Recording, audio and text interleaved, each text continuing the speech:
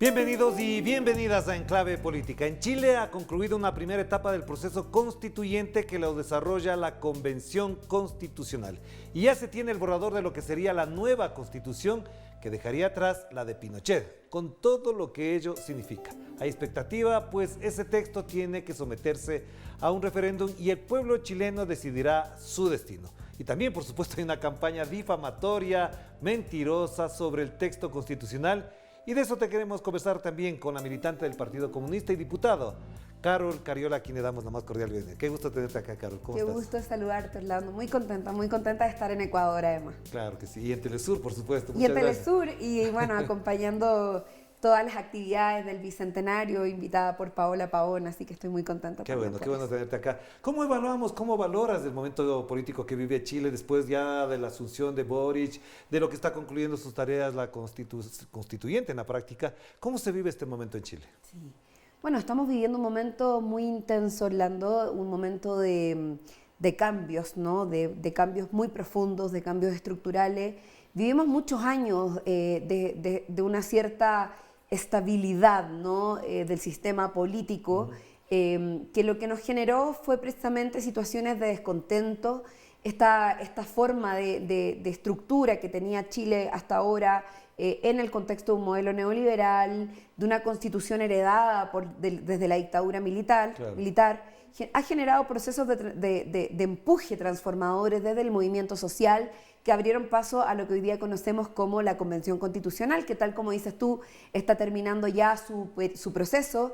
Elaboraron un borrador de la nueva Constitución que va a ser sometido a un plebiscito el día 4 de septiembre.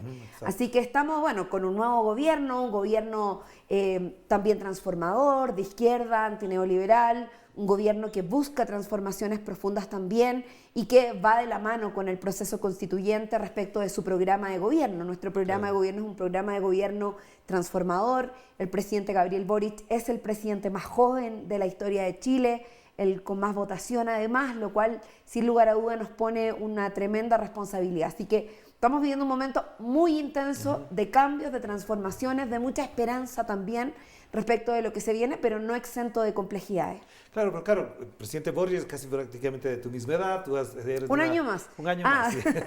De la misma generación, de la misma corriente político-ideológica, pero también constituyen un referente de esa corriente que gestó el estallido social del 2019 y que prácticamente dividió en dos la historia del presente siglo, al menos, lo que se vivía antes con la dictadura y los gobiernos democráticos y lo que se vive ahora. En ese contexto, ¿cómo se vive la juventud? ¿Cómo están sintiendo las nuevas generaciones, tu propia generación, estar en el poder político? ¿Qué implica eso? Bueno, es un tremendo desafío. Yo creo que nosotros hemos estado luchando durante muchos años. Mi generación no es una generación que aparece ahora. Claro. Yo fui dirigente estudiantil en la secundaria, en el colegio, luego en la universidad con el presidente Gabriel Boric, con la ministra Camila Vallejo, con el ministro Giorgio Jackson, que hoy día son parte del gobierno. Nos conocimos en la lucha estudiantil el año 2011 con la movilización social que también remeció a nuestro país, donde el movimiento estudiantil puso sobre la mesa demandas no solo vinculadas al derecho a la educación, a la necesidad de tener gratuidad, sino que también a la necesidad de avanzar en una nueva constitución. Este es un debate que se viene dando hace muchos años. El tener una nueva constitución y culminar un proceso constituyente hoy es también el fruto de muchos años de acumulación de lucha. Esto no parte de cero, no es que el periodo del 2019, con la revuelta popular, se alinearon las estrellas y apareció un nuevo momento político. Es una acumulación de procesos de movilización de los trabajadores, de las trabajadoras, de las organizaciones medioambientalistas, del movimiento feminista que dio vida al Mayo Feminista del año 2019, lo mismo respecto del movimiento de octubre, el 2011 con el movimiento estudiantil, el 2005 con el movimiento de los pingüinos. Y así, bueno, podría situar distintos procesos históricos que acumularon. Pero este es un paso más. La pregunta es ¿hacia dónde? Y este es un paso más, Orlando, y la pregunta es ¿hacia dónde? Y evidentemente nosotros lo que hemos procurado es constituir un proceso de cambio muy, muy vinculado a las necesidades populares. Chile es un país que ha vivido las consecuencias del neoliberalismo más crudo y más brutal. Bueno, ahí nació el neoliberalismo Ahí latinoamericano. nació el neoliberalismo latinoamericano. Nosotros nos han llamado los jaguares de América Latina por ser un país que ha estado relativamente estable en el crecimiento macroeconómico. Pero si tú haces una lupa y miras hacia abajo, lo que pasa con el pueblo de Chile es brutal. Hay una tremenda desigualdad. La distribución de los recursos es tan inequitativa que el 1% de la población concentra más del 90% de los recursos. Y eso se ve reflejado en los salarios de los trabajadores, en las desigualdades sociales con las mujeres, en las desigualdades sociales en materia de derechos como educación, vivienda, salud y otro. Y pero es ahí donde han estado los focos, ¿no? Que corte ahí nada más porque me parecía incluso hasta gracioso hasta cierto momento que los medios de comunicación chilenos se congratulaban de tener a 3 o 4 familias las más ricas de América. Entre ellos el expresidente, ¿no? Sebastián Piñera es uno de los hombres más ricos del mundo. Además tenemos una de las familias más ricas, varias de las familias que además son dueños de los medios de comunicación, que son medios de muchos de los medios productivos, incluso aquellos medios productivos estratégicos.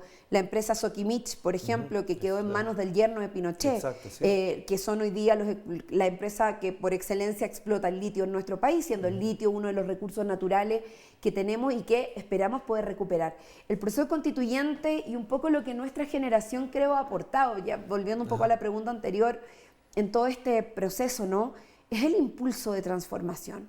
Nosotros vivimos muchos años, tuvimos 17 años de una dictadura brutal que no solo dejó desaparecidos, muertos, asesinados, exiliados, exiliadas, persecución política, la destrucción de movimientos sociales y políticos, sino que además dejó como herencia el modelo económico, social y político que hay en Chile, que es el neoliberalismo. Incrustado en muchas cabezas de la clase media, de los sectores pobres también. Incrustado culturalmente. El neoliberalismo tuvo uno de los principales logros, que fue construir culturalmente una vinculación con la sociedad, el haber sido capaz de construir una forma de relación de la sociedad individualista, una forma de relación de la sociedad muy consumista y basada en contraprincipios, como pudiéramos decir. Entonces, ese cambio cultural, de alguna manera lo hemos ido generando a partir del impulso movilizador. Y yo creo que en eso los estudiantes, las estudiantes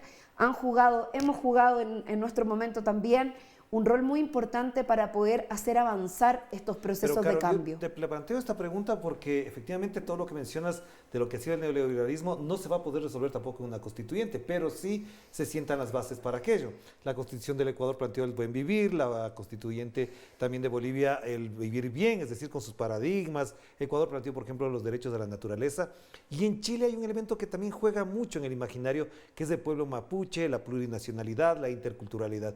¿Es posible que la constituyente esté reflejando y representando esos anhelos no solamente de unos sectores, sino culturalmente de la sociedad? Sí, me importa mucho, Orlando, recalcar que si en Chile es posible tener hoy un proceso constituyente es gracias al pueblo de Chile movilizado y a las distintas expresiones del movimiento social, que también fueron un reflejo en la constitución de la Convención Constitucional. Así es. La Convención Constitucional fue paritaria. La mitad eran mujeres, la mitad eran hombres, incluido en eso disidencia. Y por otro lado también tuvimos una representación adicional de los pueblos indígenas, que antes no había existido en la institucionalidad. Eso nos ha permitido tener un proceso constituyente muy enriquecido desde el punto de vista de sus resultados. Yo no creo que después de la constituyente y si el 4 de septiembre tenemos una aprobación en el plebiscito que además va a tener voto obligatorio después de muchos años, en ese proceso nosotros vamos a llegar y resolver de un día para otro. No es que con la nueva constitución vamos a superar el neoliberalismo. Esto es un proceso. Este es un proceso donde, como bien dices tú, este es un paso más que se vincula además al inicio de un nuevo gobierno, un gobierno completamente nuevo. Nosotros nunca habíamos gobernado antes, independiente de que dentro de nuestro gobierno, de las coaliciones, haya partidos que fueron parte de otros gobiernos. Pero este gobierno propiamente tal, con 2 coaliciones, con un presidente que viene del movimiento social, con una responsabilidad histórica de implementar el proceso constituyente, se vincula en su programa además con los objetivos de la nueva Constitución. Tú hablabas de lo que ha significado el Estado neoliberal y el Estado subsidiario en Chile. Bueno, las consecuencias están a la vista, un poco lo decíamos delante, la falta de derechos, la desigualdad. Hoy día la nueva Constitución se plantea un Estado social de derechos y eso es muy importante en su definición. Descentralizado, un Estado plurinacional y regional. Y yo creo que esos son elementos clarísimos de definición que cambian la estructura de lo que hemos venido viviendo en Chile. ¿Tú crees que es la parte más significativa del texto borrador que se contempla ya para el análisis del estudio? No nos ha llegado todavía, por supuesto sería interesante tenerlo a la mano, pero ¿sí crees que es la parte más importante, la más, el nervio de la nueva Constitución? Sí, bueno, yo creo que uno de los grandes problemas que hemos tenido en Chile tiene que ver con el Estado subsidiario, ¿no? Con un Estado reducido, exacto, con capacidades, con una capacidad económica, con recursos, pero que sin embargo no tiene todas las herramientas para poder moldear un nuevo modelo de desarrollo. Pero decir Estado social de derechos, ¿qué le dice al chileno común, digamos? Bueno, un Estado social democrático de derecho significa fundamentalmente establecer las condiciones y el marco para un nuevo modelo de desarrollo. Y eso implica entregarle al Estado más herramientas para poder, por ejemplo, asumir mayor responsabilidad, no solo en la propiedad de los recursos naturales, sino que también en otros mecanismos. Nosotros, por ejemplo, en nuestro programa de gobierno tenemos incorporado la creación de una empresa nacional del litio. Sí. Y eso es muy importante. La mejor distribución de las ganancias pero no de las cobre. Características de la empresa nacional del cobre actual. No, hoy día la empresa nacional del cobre actual es precisamente algo que tenemos que modificar, pero que no está todo resuelto en la Constitución. La Constitución lo que genera es el marco. Ahora viene toda la discusión legislativa respecto de la implementación de aquellos elementos que la Constitución determina. Pero el paso que estamos dando nos permite pensar en un nuevo modelo de desarrollo, Orlando, y eso es lo más importante. Perfecto. Además de ser un Estado de derechos.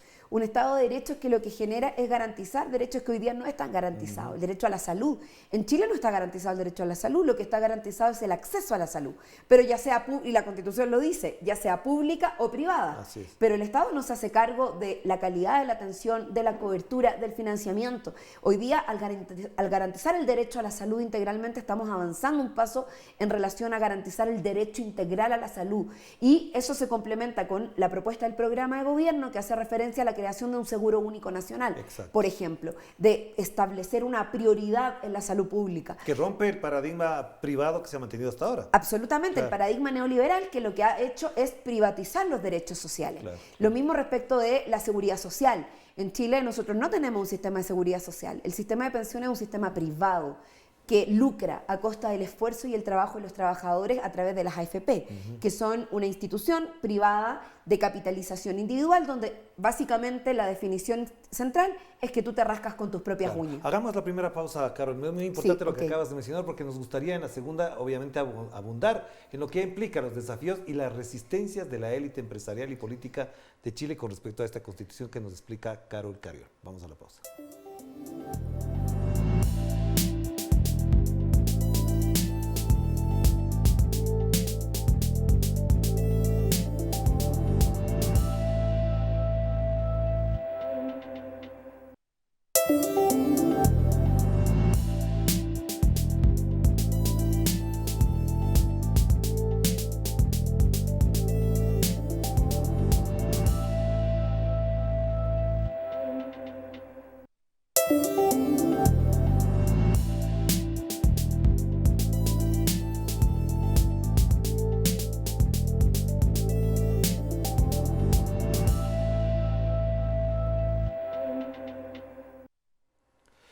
Estamos de vuelta aquí en Enclave Política y seguimos conversando con Carol Carrión, diputada, militante del Partido Comunista, que agradecemos la visita aquí en Quito, Ecuador, en la sede de Telesur también para hablar.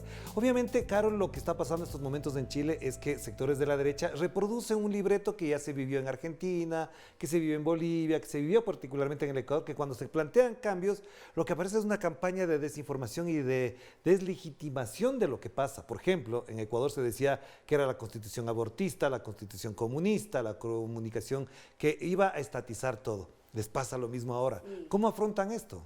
Bueno, la verdad es que desde el primer momento en que el proceso social se abrió para poder establecer un proceso constituyente, hubo mucha resistencia por parte de la derecha a tener un proceso constituyente en Chile. Y eso tiene una razón muy clara, ¿no? La constitución actual es la constitución que la derecha implementó en Chile a costa de la sangre y el fuego que se generó durante la dictadura militar, ¿no? Es una constitución ideológicamente enmarcada en uno de los principales líderes históricos. Él fue el creador, quien la pensó, que es Jaime Guzmán.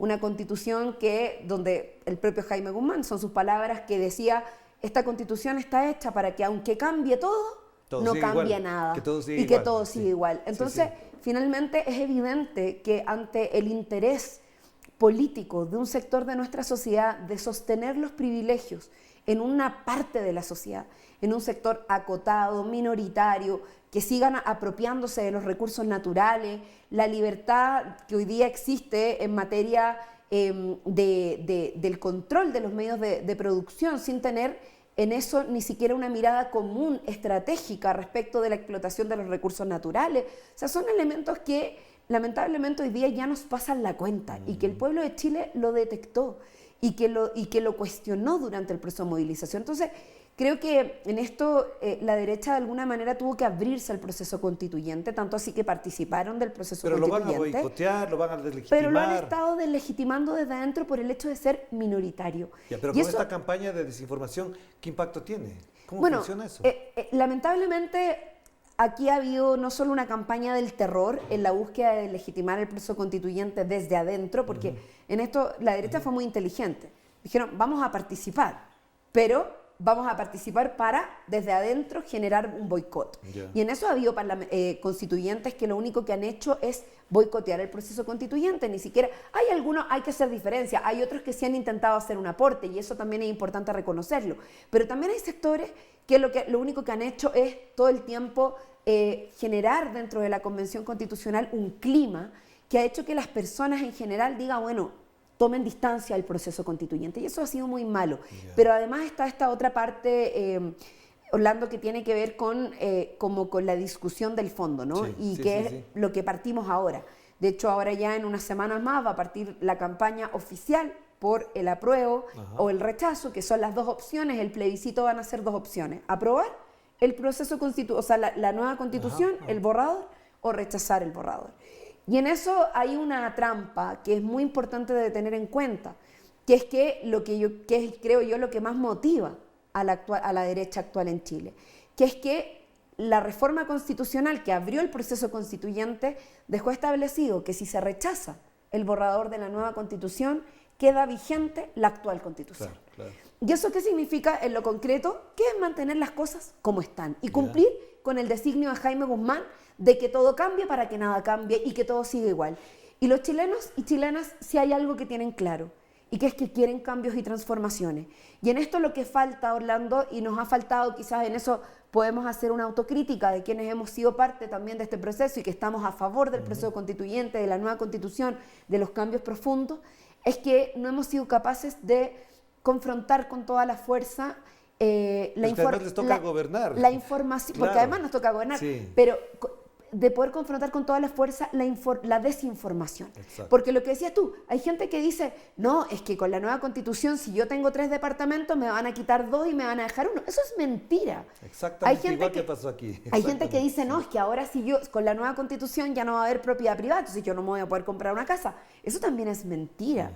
Lo que estamos haciendo con esta nueva constitución es establecer un nuevo trato social, donde haya mayor igualdad de oportunidades, donde ya no sean unos pocos los que se puedan comprar una casa, sino que sea la gran mayoría de los chilenos, y que la vivienda sea un derecho. Claro, Te fijas, que no tengan que esperar, que el 80% de la población que hoy día espera por años tener una atención en salud, no tenga que esperar por años, sino que la salud sea un derecho igualitario. Porque hoy día hay un 20% que se atiende en la salud privada y hay un 80% que se atiende en la salud pública, y las diferencias son abismantes desde el punto de vista de la atención y la calidad. Para pensar y reflexionar de cara a América Latina, ¿cómo se están comportando las fuerzas políticas? ¿De qué manera se pronuncian los sectores progresistas? Unos que acompañaron a Gabriel Boric, por supuesto, pero otros que no necesariamente acompañándolo, están en la misma línea de cambiar la Constitución, de hacer una Constitución, digamos, más progresista para el momento. Sí. Bueno, el proceso constituyente duró un año, ¿no? Un poquito menos. Y fue muy intenso. Por lo tanto, creo que todavía no nos ha permitido, y estamos ahora en ese proceso, de maduración de los resultados del proceso constituyente. Ya. Te quiero decir además que este proceso tuvo un alto nivel de participación ciudadana en términos de incorporación de iniciativas. De hecho, se abrió lo que se conoció como la iniciativa popular de norma. Y la iniciativa popular de norma lo que permitió es que ciudadanos de a pie juntaran firmas y presentaran normas que fueron discutidas y votadas. Algunas se ganaron, otras se perdieron. Sí, pero en eso fueron 2.800.000 firmas. Sí. 1 millón de personas que participaron de ese proceso, lo cual a mí me parece que es extremadamente importante y es importante destacarlo. Pero efectivamente en esto hay una intención, ¿no? de tratar de distorsionar elementos de la Constitución, de los objetivos que esta tiene la nueva Constitución, que lamentablemente hay sectores dentro de la propia izquierda o de la centroizquierda que han caído un poco en esa lógica, ¿no? De desvirtuar, de que por tener diferencia en un punto en particular, no querer nada de la totalidad. Yo no es que esté conforme con todos los aspectos, porque esta es una constitución que fue hecha entre 155 constituyentes y dentro de los cuales había una diversidad política.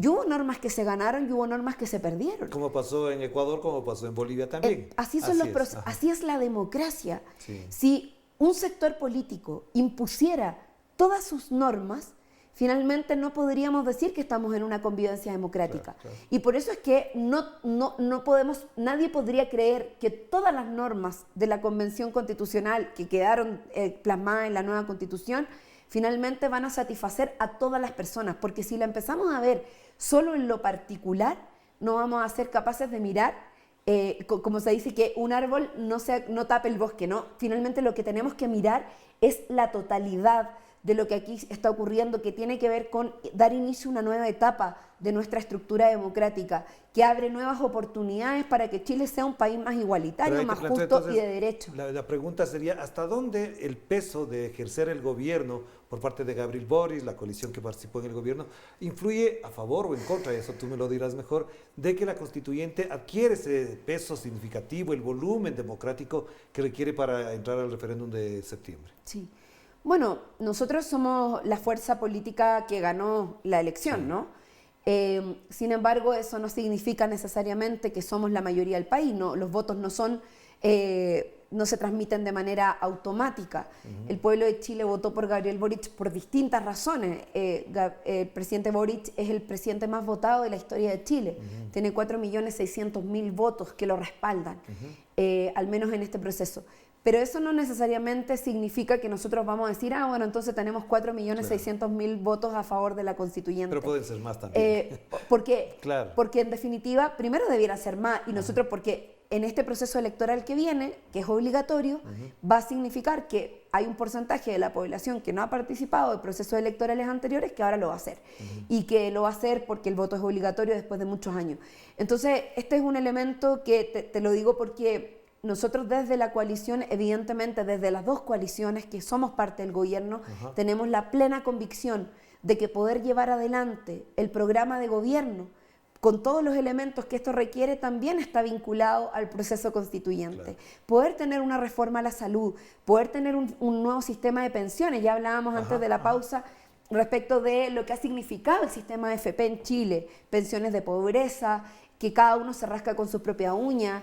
Las AFP han sido uno de los entes de lucro más significativos del modelo neoliberal y de lo que significa finalmente lucrar con derechos sociales, con el esfuerzo de los trabajadores y trabajadoras.